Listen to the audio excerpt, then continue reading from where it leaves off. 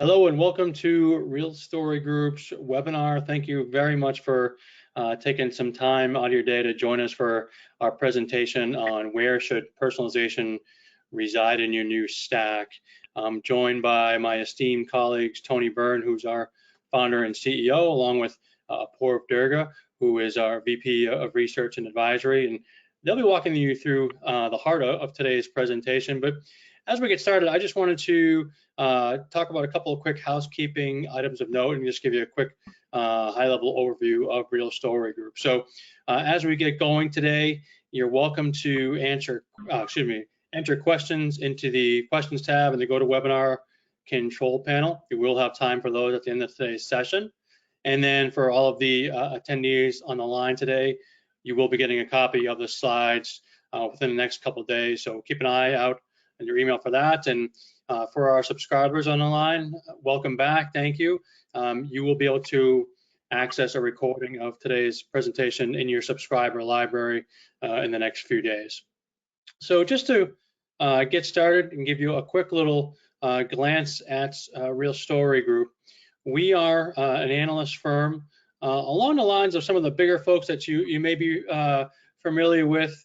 However, the approach that we take is quite different than those typical analyst firms that you may be familiar with. So the approach that we take in terms of how we work with the vendors that we cover is that we don't work with them in any way, shape, or form, right? So our main focus is on helping technology users and buyers make the right decisions when they're selecting marketing technology.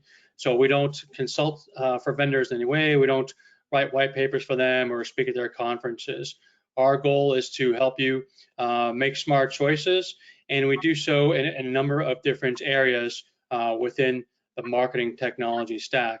So I'm going to let Tony take over from here and talk about the areas we cover, specifically personalization, the highlight for today's presentation. Tony? Yeah, thanks, Scott. Super excited to be talking about this topic. It's definitely been elevated in our conversations with our subscribers in the last couple of years, and certainly in our MarTech Advisory Council of large enterprise MarTech leaders. Personalization just keeps coming up. So I'm glad to be able to try to pin down some analysis for you today. It is one of 9 different technology areas we cover. This is our vendor map that you can download from our website. And you'll see that we do cover personalization vendors, and they run the mix from, solo, independent, single point solutions to personalization services within larger vendors. But the reality is much more complicated than that. And you'll see here in a minute that that personalization is really a challenge. It's a challenge in particular to architecture, because almost all of the vendors on this map have personalization subsystems. So I think it really calls the question for what does your architecture going to look like in the next decade? If personalization is everywhere, what do we do about that? And so today's session is going to try to give you some answers in that regard.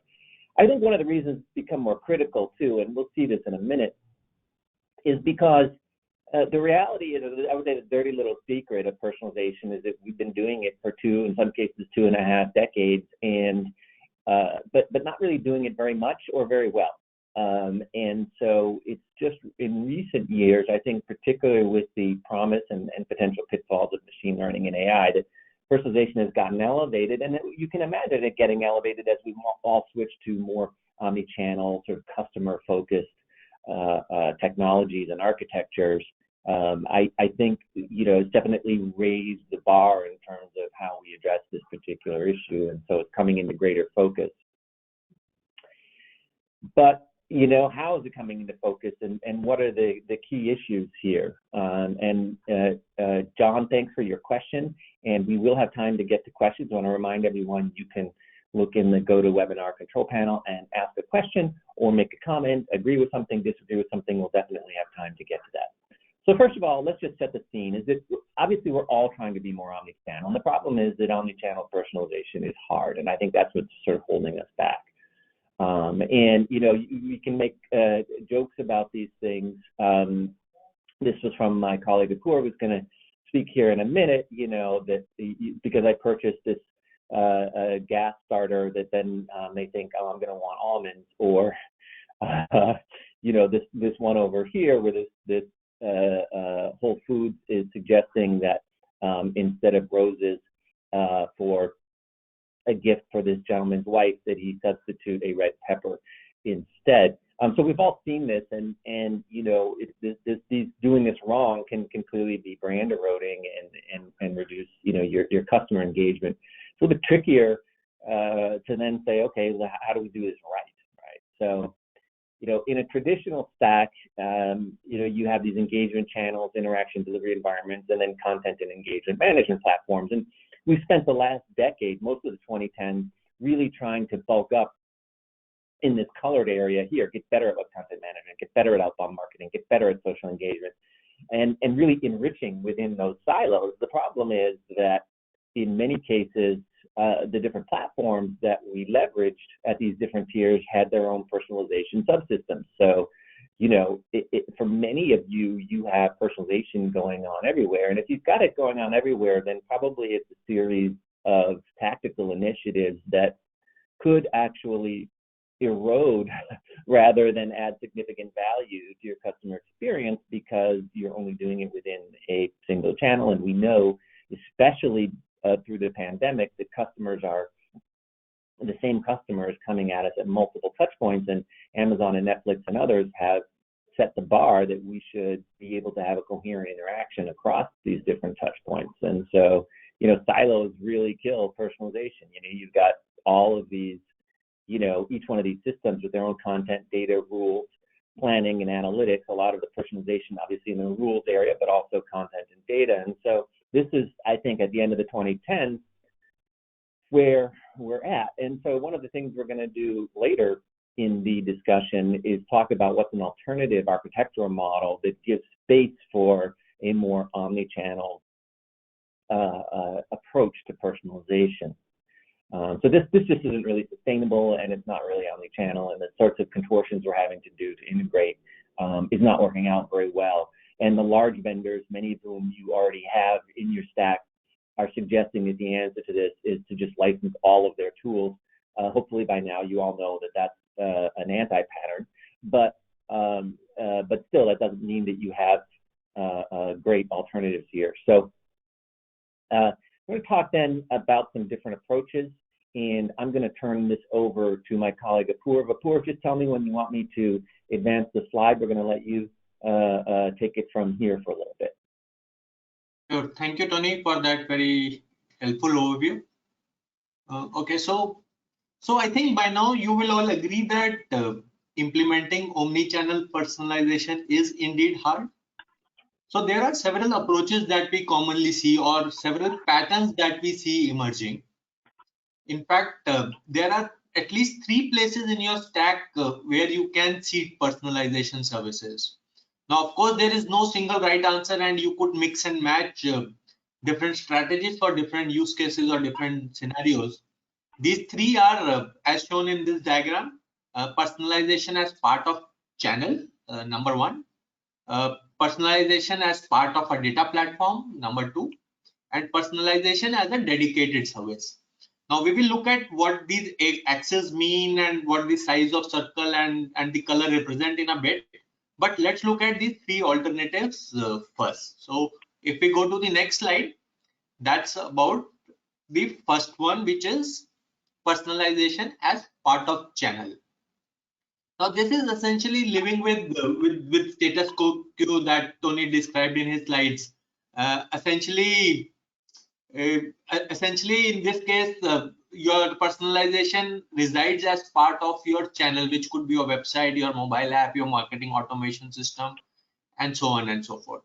Right. So there are several benefits of this strategy, and this could work for you. So first of all, it's really very easy and fastest way to grow into, right? But in addition to that, there could be other benefits as well. Now, this is something that has been implemented traditionally. That's how we have been doing personalization traditionally. There have been a number of web content management systems and portal systems that offered some sort of rule-based personalization. So where I think John had this question too, where content managers double as targeting managers, this can work really well, this sort of a strategy. Basically, this requires channel or platform specific rules as well as decision logic, and that's really the shortcoming of this strategy. So essentially you have a set of personalization rules for your site, then another set of personalization rules for another channel, and so on and so forth. Therefore the downside is that you lose uniformity, consistency and standardization across channels. The next option is to have personalization as part of an omni-channel data platform, such as a customer data platform CDP or a journey orchestration engine. Now, several CDPs and almost all journey orchestration engines provide some sort of or some subset of personalization capabilities that are built on top of their data management capabilities or as part of their orchestration capabilities. Now, in some cases, these capabilities may prove light, but you get the benefit of operating those capabilities close to your customer data, which is really important. So, for example, if someone's status changes, let's say a person's subscription expires or a person abandons the shopping cart, you can immediately send them a personalized offer via notification or an email. The approach essentially allows you to abstract this functionality away from channels and brings it closer to your customer data. So if you have unified customer data, you can apply consistent personalization strategies across all those different channels. But then on the shortcoming side, weaker integration with channels could lead to issues such as duplication of personalized content blocks between WCM and this system. The last option then is, or the third option then is a dedicated personalization engine or a dedicated personalization service. Now this approach is basically a cleaner architecture with separation of concerns, right? But it could be relatively light in terms of integration with channels. Also remember that personalization really works best when you have a unified customer data. So this approach will also need some way to have access to that unified, cleaner customer profiles. Now, a lot of personalization vendors will work with your CDPs, but some will also claim that they have a built-in CDP or CDP-like capability. So keep that in mind and dig deeper. The major benefit of a dedicated personalization engine or a major benefit that this approach provides is that it provides you a whole gamut of personalization capabilities. So from multiple types of recommendations to testing of different types, experimentation, A/B tests, and so on and so forth. So that's a major benefit. So let's summarize these three approaches that we just discussed in the next slide, and here you will see a bigger version of the diagram that we saw.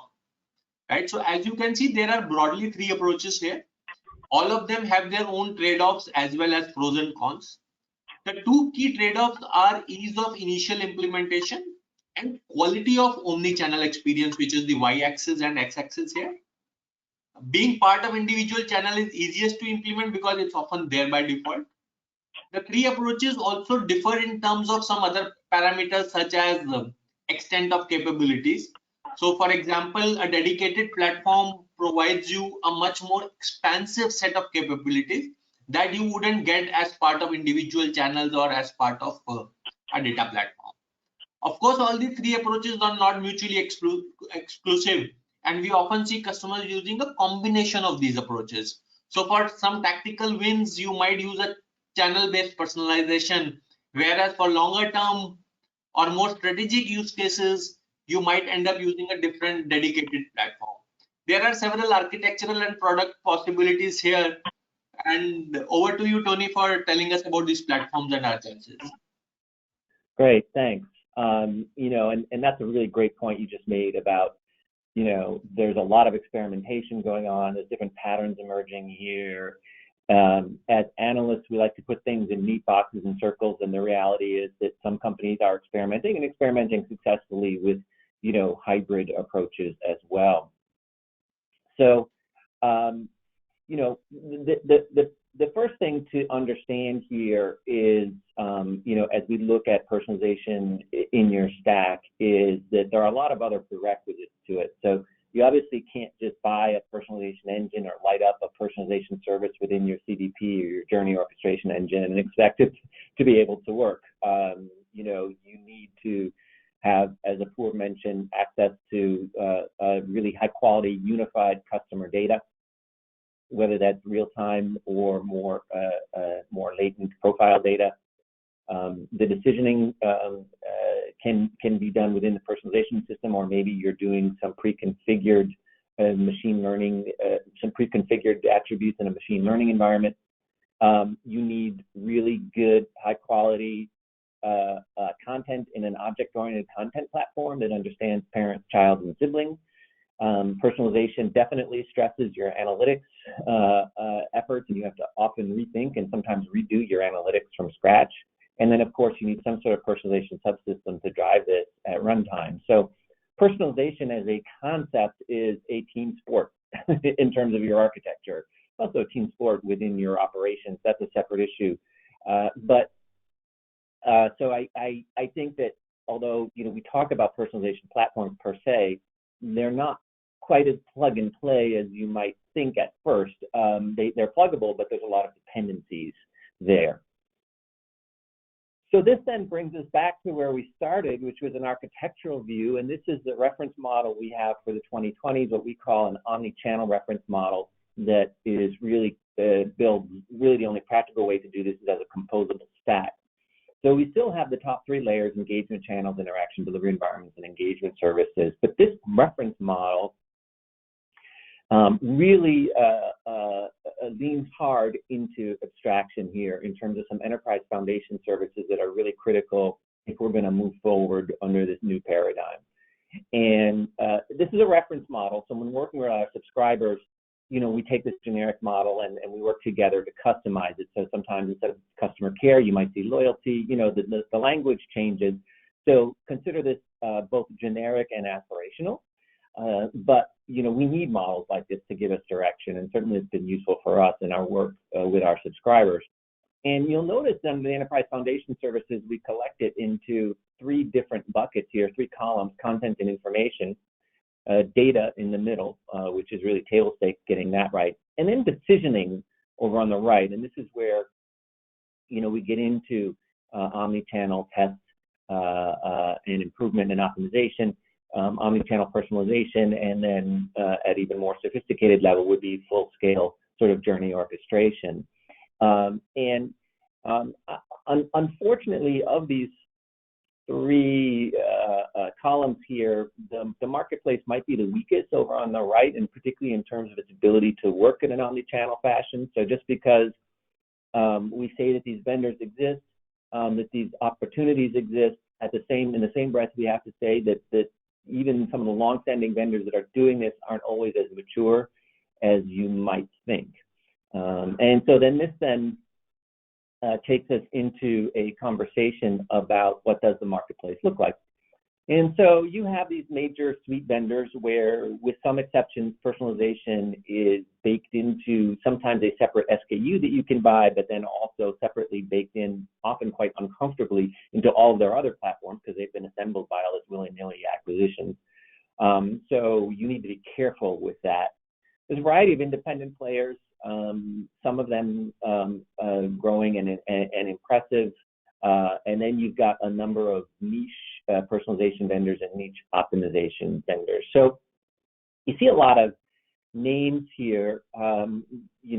We don't actually evaluate all of these. There's some firms, honestly, that we would say you should definitely run away from.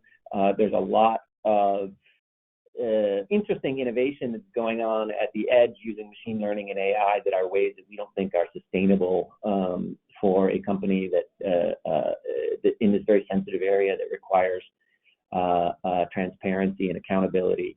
But having said that, I guess what I'm trying to say here is that these logos are all roughly the same size. The companies range from very small startups to obviously some of the biggest software vendors in the world and everything in between. And so maturity and size and scope matters. It's a very chaotic marketplace, I would say, with fewer nice boundaries, say, compared to some other marketplaces. And so just the same way that there's a lot of energy and evolution in terms of the architectural patterns, there's also a lot of evolution in terms of the vendor marketplace. Doesn't mean you shouldn't put the toes in the water, but just know that this is a more complicated, and I would say overall probably less mature marketplace than some of the others that we cover. So if you are going to be selecting personalization technology, whether it's from an incumbent vendor or someone new, how do you go about it?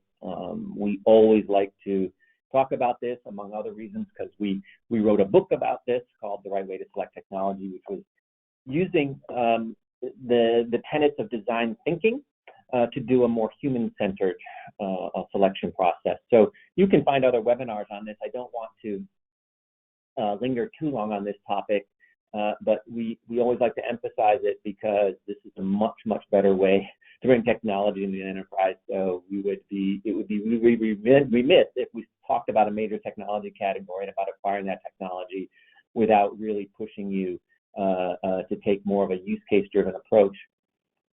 In our own personalization and vendor evaluation research, we have 4 major business use cases: test and optimize, web personalization, outbound personalization, that's outbound message, and then e-commerce recommendations. E-commerce recommendations turn out to be similar, but also quite different from web personalization. That's interesting. It's its own sort of little niche. And as you can see here, this is just a smattering of some evaluation that we've given different vendors where, you know, the more of the pie, the better they are. And what's interesting, as you can see in this market, as is others, there's no single vendor that's, you know, going to excel at all 4 of these. So this is something for you to really consider: is what is your, you know, what are your most important business cases, and how does that match to the marketplace? And as Apoor mentioned, it's possible in certain situations you may need multiple different suppliers. So the one thing we always say when selecting vendors is always do a hands-on bake-off. This is like buying a luxury car and selecting it after you watch the car dealer, you know, sales rep drive it around the parking lot. You really want to get behind the wheels of that. You need at least a week of testing. We would argue that you test 2 of them in serial in a real hands-on bake-off. We've got a lot of experience doing this. If any of you are in the process of this right now, feel free to contact us for some advice on this. So this brings me to my next point, which is how are the different ways that we at Real Story Group can help you do this. So number 1, we have what we call Real Quadrant. You saw a screenshot from it earlier, where we allow you to input your scenarios, to weight them against with other strategic intangibles, generate your own personalized dynamic quadrant of long listed vendors, and then do a deep dive on our critical reviews of them.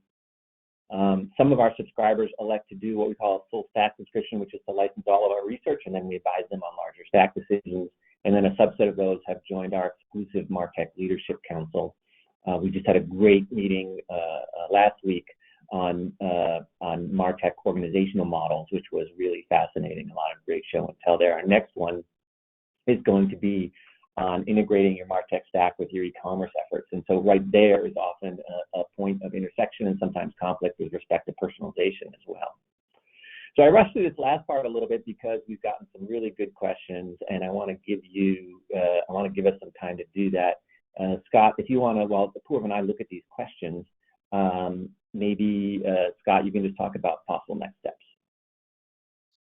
Absolutely, Tony. Thanks to both of you for the great presentation. And if you want to learn more about anything Tony discussed there, particularly the Leadership Council or advising you on your critical MarTech stack decisions, you can reach out to us, explore@realstorygroup.com. You can actually download a sample from the Personalization research at any time or any other research areas that we cover. We do have another live webinar coming up in 2 weeks. That's going to be on Wednesday the 11th. That'll focus on the new MarTech stack for the 2020s and what does that look like. So excited to share our thoughts on that particular topic, and excited to answer some of these great questions that have come in. So Tony and Apoorv, I'll kick it back to you for those. Yeah, so I'll take the first one from John, and then there's another one from another John Apoorv that I'm going to kick over to you. So John is asking, John Y is asking, you know, it seems like there's two types of personalization. One is to shape an experience that adds more value, like give someone editorial content that's more relevant for them. And then the other is to market to them more effectively. In other words, do better at our promotions. And it's a really interesting question, John. I think they're both clearly valid. And you're right that too many companies emphasize the latter at the expense of the former. And this is where I think personalization, again, has to be a team sport, that those who advocate for a better customer experience and more long-term customer engagement as opposed to short-term sales, really focus on making sure that your personalization is adding value. There's all kinds of data to support this around what customers are willing to give up and what they want in a personalized experience, and is very much what you initially raised, which is, you know, create a better, more relevant experience for me above all. So Apoorv, John H is asking, what role does third-party data play in making contextually relevant recommendations? What's your take on that?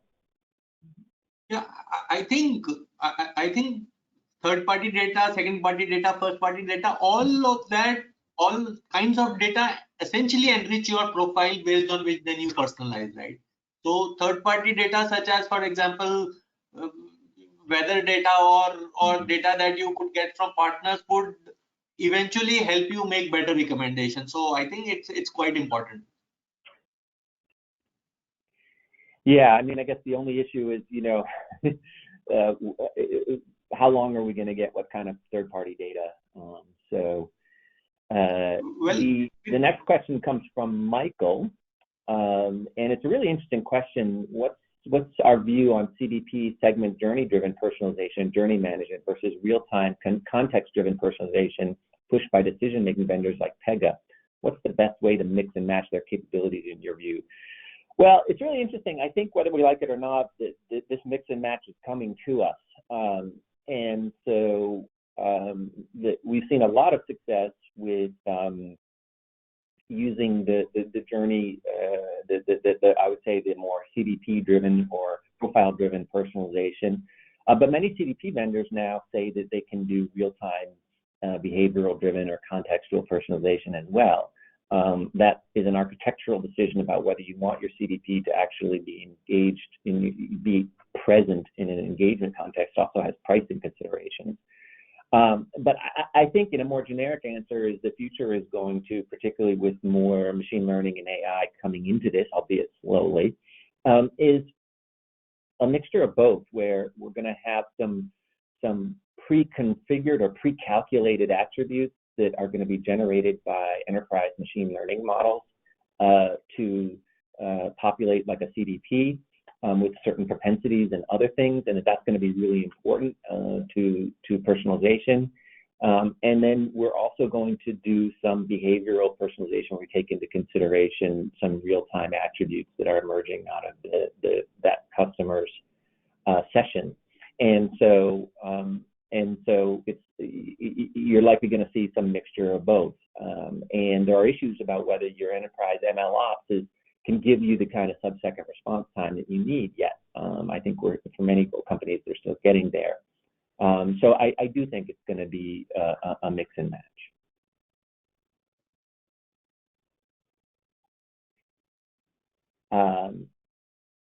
So Apoorv, Prabhu has a question here.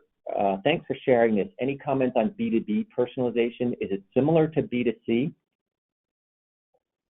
So I would say they are quite different, right? So in B2C, your individual is a first class data object, whereas in B2B, in addition to individual, your account or an organization is also a first class data element, right? So So challenges are certainly different. So instead of personalizing at an individual level, you are personalizing at an account or an organization level, right? And then coming down to individual.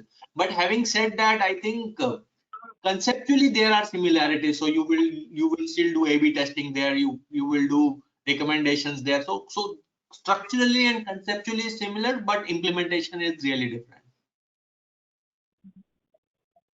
Great. And then finally, we have a question from Thomas.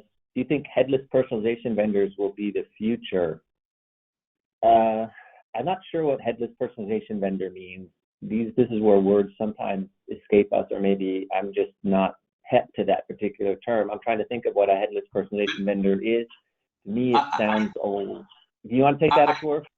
I think this might refer to personalization as a service, which is our third category, dedicated personalization engine, which is not channel specific, right? So I think, yeah, it is certainly an option. Whether it will be the future or not, no idea. Hard to say. I would say if that's what you're referring to, where the vendors in category 1, the maturity level ranges from charlatan to somewhat mature. And so I would wish that the market had responded a little bit better than it has with the supplier market. But I think that's a measure of maybe at some level too, the immaturity, our immaturity as customers of technology, that we're not yet ready to roll out this kind of thing. And so there's a lot of speculation about what the future of that will be, and a lot of new vendors, and it's very exciting. But so conceptually it makes a lot of sense, but I think the marketplace in that particular category is still emerging. Great. Well, thanks everyone for participating. Really great conversation, awesome questions as always. Feel free to reach out to us at any of the coordinates here to follow up. And so on behalf of my longtime colleagues, Scott and Apoorv, I'm going to just thank you again and say bye for now. So long. Bye now. Thank you.